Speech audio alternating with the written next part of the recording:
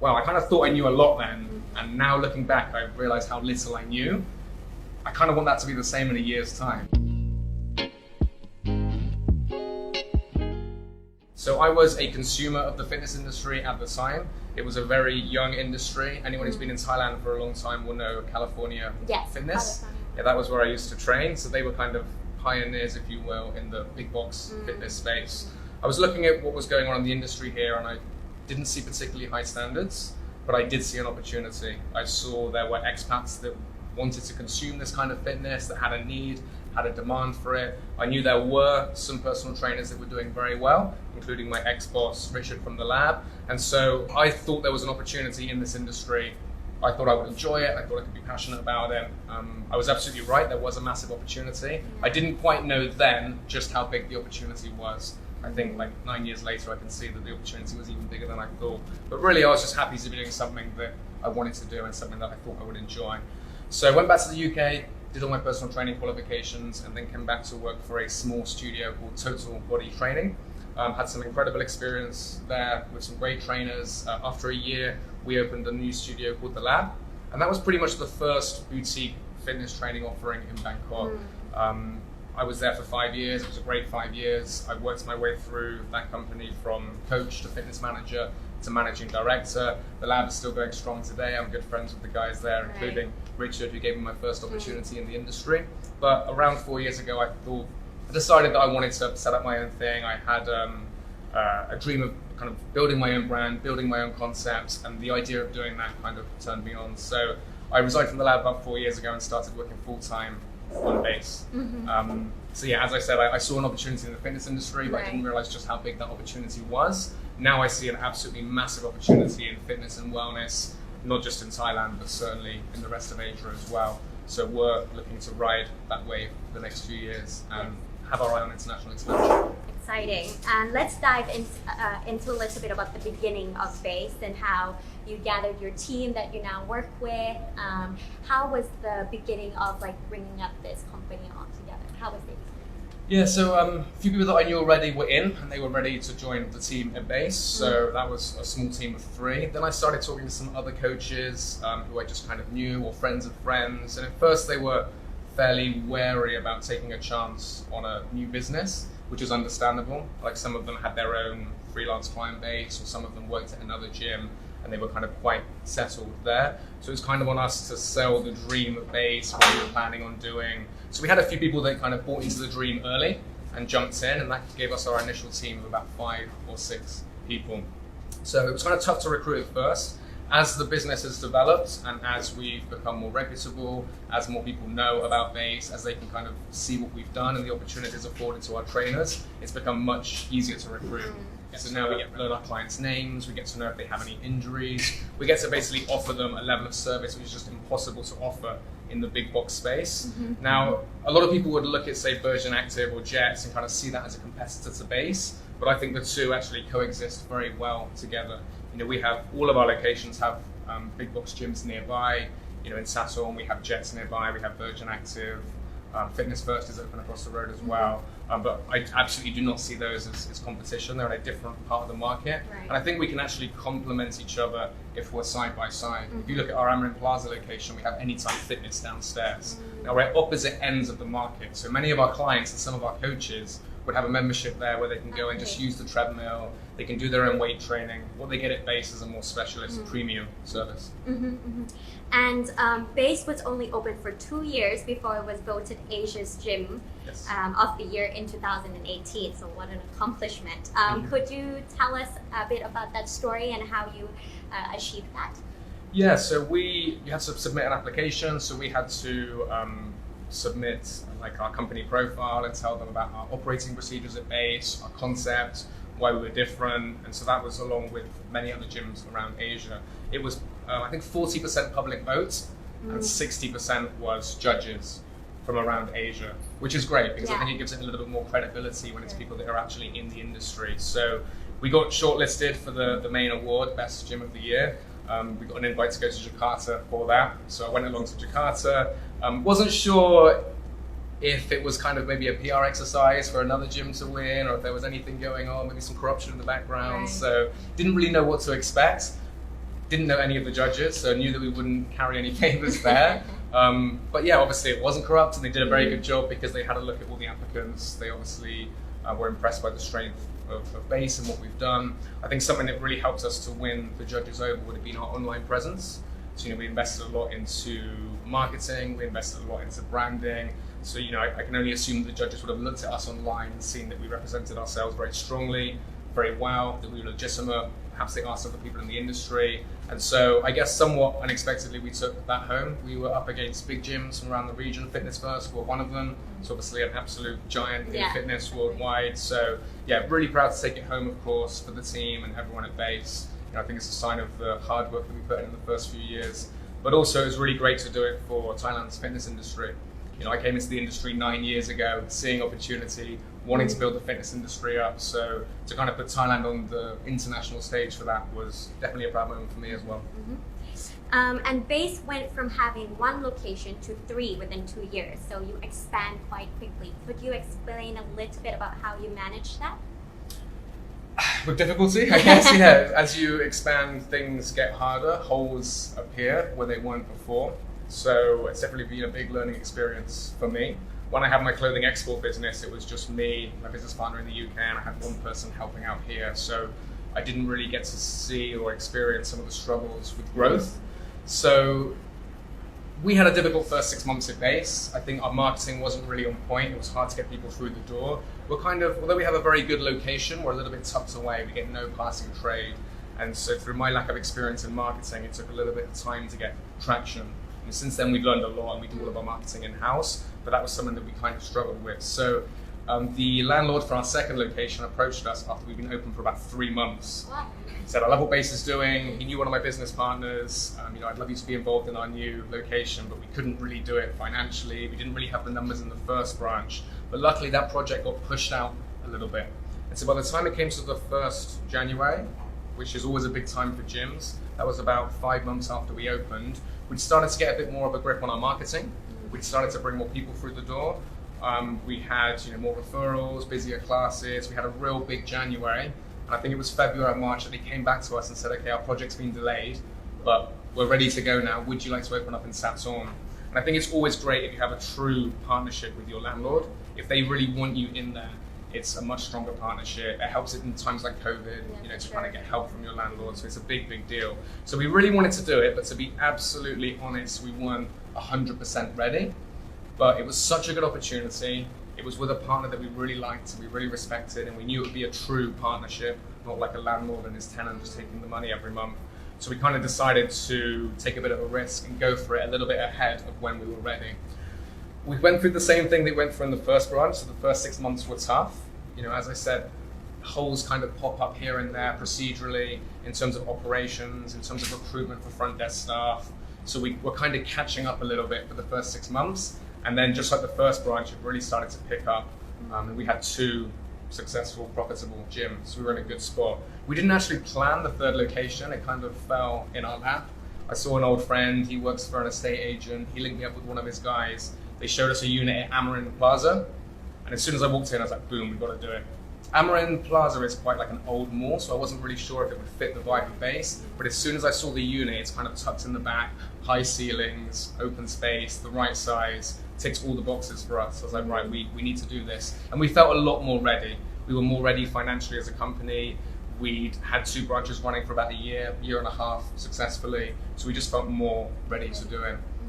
It's gone well. But as you go from 2 to 3 branches, holes, again, do start to pop up here and there. So the mindset that we've had for the last, 18 months, I guess, since we opened the 3rd location, is to try and get ahead of ourselves. It felt like for the first 3 locations, we were catching up. A hole would pop up and we'd fill it up, and then it'd pop up somewhere else and we'd fill that one up. So we're trying to get ahead of ourselves by having this mindset of, how can we have a company now that would run if there were 10 branches, if there were 15 branches. So we've been working a lot on our standard operating procedures, on our training, on our concepts, on our technology, which we'll come to try and get a couple of steps ahead rather than a couple of steps behind. Or another way to look at it, if we open in Singapore, which is part of our plans, part of our future expansion plans, we want to set procedures up now so we're ready to open up in Singapore. So that's kind of been the mindset for the last 18 months, and although we haven't expanded beyond 3, Now we're running 3 smoothly. We know what to expect more, and like day-to-day operations are much, much easier. So I'd really encourage anyone, even if they're not looking to expand, actually try and build the business that you could expand if you wanted to. Because if you don't, you're going to have a much more efficient company. And you've also got a company that you might be able to sell because the operations are so much smoother. Or you can actually go on holiday for a week or a month. It doesn't just go down the drain while you're away. So I think it's something that I would change if I went back, would try and to always be a couple of steps ahead rather than kind of catching up for this first few years. Right. And my next question is, how does such a young business land a partnership with Adidas? I'll tell you the story briefly. So my business partner was part of a retail chain called Ari. So they had football stores throughout the country and running stores as well. So he had the initial partnership with Adidas. I knew he would be a good partner to bring on. He's a good friend of mine. So it was good to bring him into the shareholding team. He made the introduction to the Adidas team here in Thailand. So then it was kind of mainly on me to go and sell the vision, the dream of Base. So at that stage, we'd already had the branding done. We had the website up. The unit was empty, but we had computer-generated images. We had CGI of how the location would look. We knew what our concept was. We kind of knew who our target market was. So we basically had to go into the Adidas HQ, pitch to the team and kind of sell them on the dream of what we were doing. They bought into it, I think, through the strength of our presentation. I already had experience in the fitness industry, so I think that helped to strengthen the pitch and also the relationship that they had with my business partner as well. So when they took all those things on board, they thought, okay, it's worth taking a punt on these guys, it's worth risking our brand on Base. And so that's something that we had to really make sure that they were willing to do. They were essentially taking a risk on us, so we had to make sure that they felt that was a risk worth taking. So unfortunately they bought into it. We had an 18-month agreement that we've extended out until the present day, and we have a strong partnership to this day. And how did this early partnership with Adidas influence your in-house marketing at the beginning? At the beginning, it didn't really influence our in-house marketing. Looking back now, I know exactly what we needed to do at the beginning of Base, right? We had to have the right sales process in branch, which we didn't have. We needed to be doing the right targeted ads online with the right funnels and landing pages and everything else. So we just weren't really doing any of that. So that was more the area that we should have focused on early in the business that we didn't. In terms of Adidas, it's more just that stamp of approval from a huge household brand that's known worldwide. So in terms of marketing, I would say it didn't really do much. In terms of branding, what it did for that Base brand, I would say it was huge. If you move to a city and you do a bit of research online and you see one of them is partnered with Adidas, it just kind of gives it that instant credibility. Over the years, we've done some huge events with Adidas. We did one for International Women's Day a few years ago in one of the parks near Onna, and it was awesome. They invited all their influencers and celebrities and everybody else. We invited our clients. It was 120 women in the park, and it was an Adidas Base co-branded event, and that was just huge. And there was awesome photos. Videographer came and did his thing, and to partner with Adidas on an event like that as a co-branded partner, Adidas and Base, is just massive. You can't really put a price on that kind of partnership. Definitely. And just to touch on the points on branding a little bit, what are some of the defining elements that you wanted Base to be known for in Asia and also globally? I think to answer that question, you have to look at our mindset when we first went into the project. So Bangkok's fitness industry was getting busier. There were already a few players in the market. There were people doing some good things. When we started the lab, we were pretty much the only circuit training workout, so that was enough to kind of stand out and to be different. By the time I got into the market, we needed something a little bit more. The standards had already been raised somewhat by the many offerings in Bangkok. So our mindset going into this project was to build a gym that would stand out even in the top fitness markets in the world. So whether it be put in New York or London or Sydney, we wanted to build a gym that would still be great there. And that was kind of the mindset we went into with each decision that we made. So we wanted the bathrooms to be slicker and nicer than anything that was offered. We wanted to give a workout towel and a shower towel because that was not really being done. We wanted to have a concept that was different. We wanted to introduce technology, to make sure that we were kind of leading the way there, and we had something that could also be successful in the busier markets as well. So when you have a mindset like that, it kind of becomes one of your values. It kind of becomes one of the things that you look to and refer to when you make decisions on the business, such as the concept of what you're doing, and that ultimately kind of becomes the brand, to be that leading gym. And so we felt if we benchmarked ourselves against the world's top gyms and kind of had that mindset, then we would certainly be one of the leading operators in Asia. And I think that mindset went a long way to building the base brand and then also winning Asia's Gym of the Year, of course, as well. And you mentioned previously about the power of networking and how important it is. Do you have any tips for those looking to find meaningful connections in the fitness industry? Yeah, I would say don't just go play a numbers game. So, don't just go on LinkedIn and just add 1,000 people and think that now you've got a fantastic network of people. I would say meaningful connections with the right people are a lot more valuable than just numbers. You can have 5,000 connections on LinkedIn, but if you actually reach out to them and ask for some help, are they going to give it or not? So I'd say focus on meaningful connections with people who are maybe in the same city as you, but a different part of the fitness industry, perhaps. If you have a HIIT studio like us, you can reach out to other yoga studios, just kind of establish a relationship, and have someone that you can kind of knows what you're going through.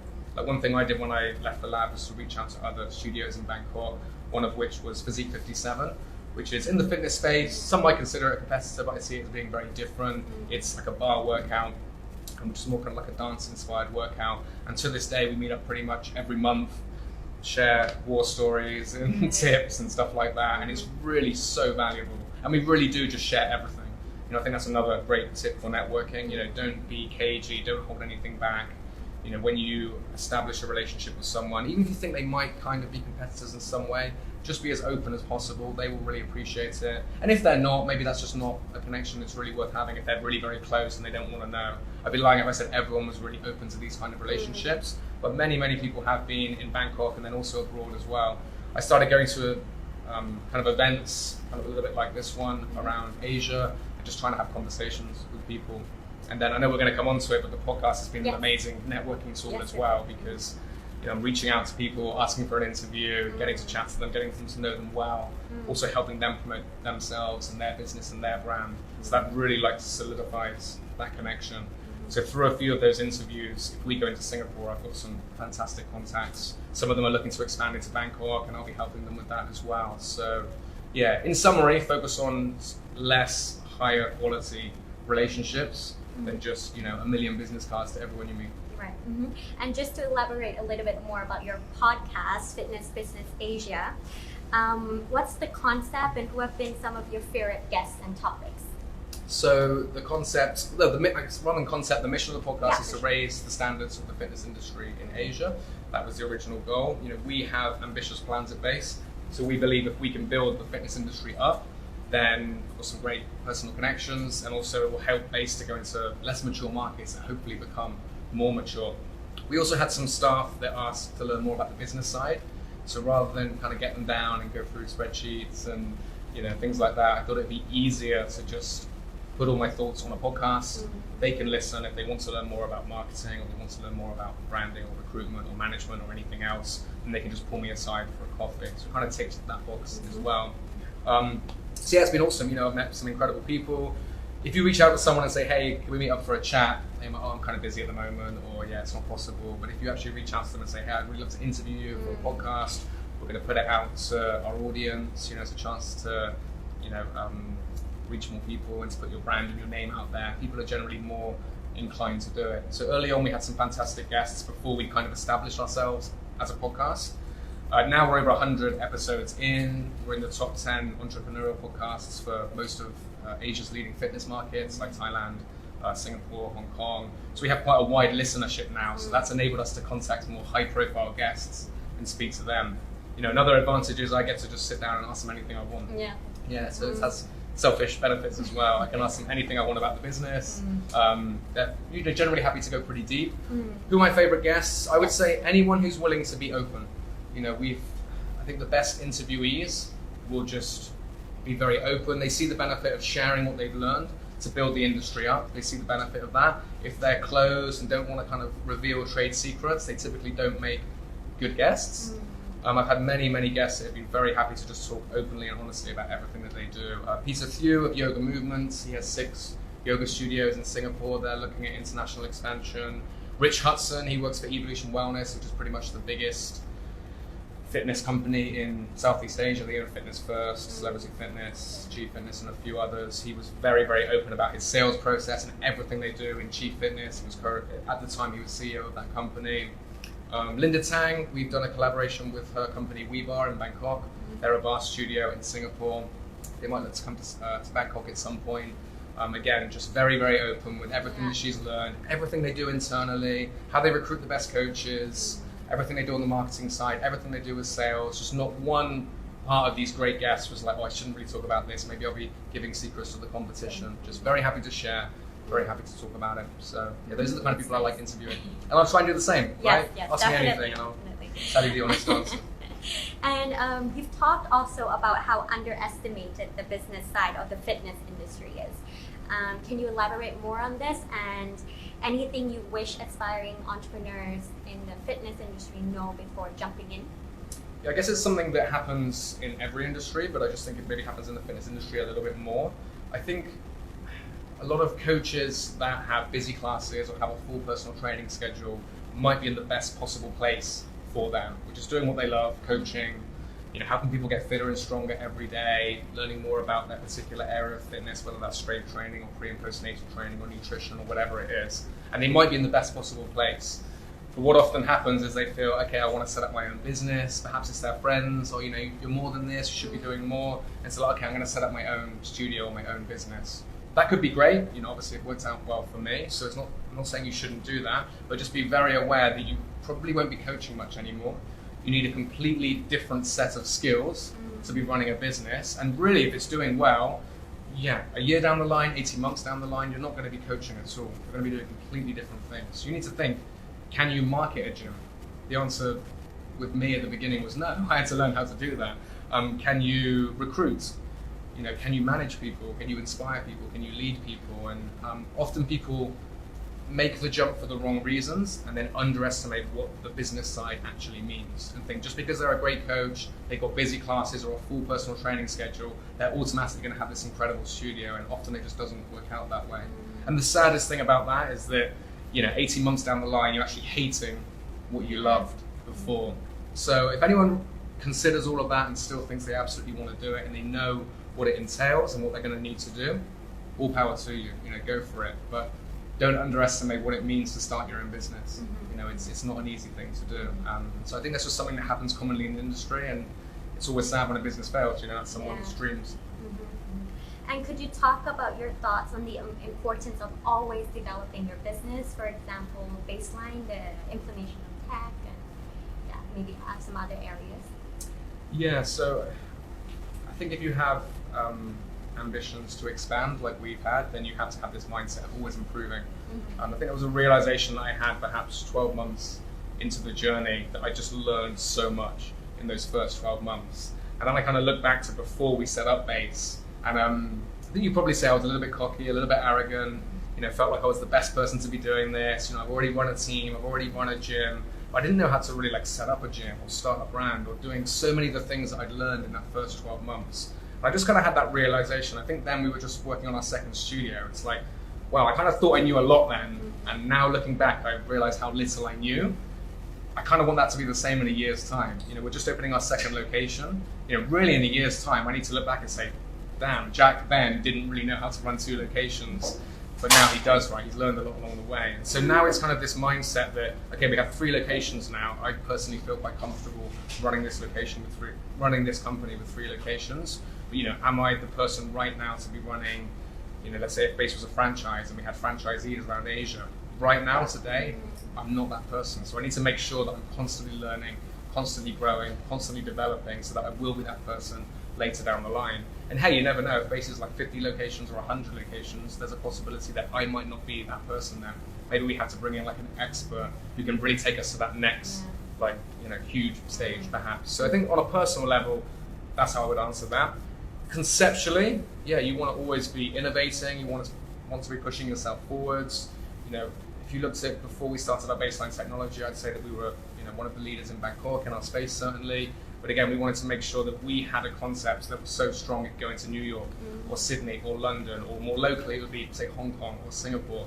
And so for us, developing baseline technology, we felt gave us a true USP, gave us truly something that was very different, very special, that would enable us to go into more developed markets. We had a strong brand, we had a strong concept, but it just felt like we needed that little bit more. And so now that we've started baseline, that's a constant journey. There's so many different directions that Baseline can go in. It's really exciting. We're getting a lot of feedback from clients, the kind of features that they would like to see. They kind of realize now that this is just going to be an ever expanding thing. As base expands, Baseline can sort of rise up with it. Right. And just a few more questions until we jump into the second part of the event. Sure. What are your predictions for the future of the fitness industry? I think if you asked me 6 months ago, it would be a little bit different. Yeah, for sure. There's a lot of talk in the fitness industry about online fitness. There was a lot of talk like during the midst of worldwide lockdown, like will people go back to gyms? Will they just stay at home? Have they realized now that they don't need a gym and they can just do burpees in front of the TV? I think now that gyms have opened again, it's shown categorically around the world that people do want to go back into their gym space. So my prediction is that online fitness is here to stay, but it kind of coexists alongside in-person, boutique fitness in our particular space. So I would say to gyms who are looking at investing big into online fitness, maybe just put the brakes on a little bit and just see how the next sort of 6 to 12 months pans out. That being said, I think online fitness, like I said, is here to stay. I think people will continue to use it. I think people have realized now they can get a decent workout at home, but I don't think it's like the new fitness and gyms. Gyms are dead, which is literally what some people were saying. Like, is this the end of gyms? Will people just train at home now? You'll see concepts come and go. You're always going to get new fads that sort of pop up, typically last a few years and then disappear. We've worked hard to build something at Base which has more longevity. The kind of movements that we do, running, squats, spiking, doesn't really go anywhere. It will always be done. Whereas some of the more unique styles of training perhaps might come and go a little bit more. What else? I think in Asia there's massive, massive opportunities. I think if you look at some of the second tier cities in Asia, second tier cities in Thailand, I think the industry will continue to grow there. If you look at the penetration rate in Thailand, 1% of Thais have a gym membership. Now that is the whole country, so it includes the countryside and stuff like that, but it's still very, very low compared to the US, which is about 25%. Singapore's around 7%. So I think that shows there's a huge opportunity as Asia becomes richer, as the economies improve. There'll be massive opportunities in pretty much every part of the fitness industry. So I'm extremely bullish on the fitness industry in Asia. And as I said before, we just want Base to be kind of riding that wave. We want to put Base and Baseline into the hands of as many people as possible. So my prediction is big things for Asia's fitness industry. And I have to ask, what's your plan for Base? Maybe in the next 5 years, what do you have planned?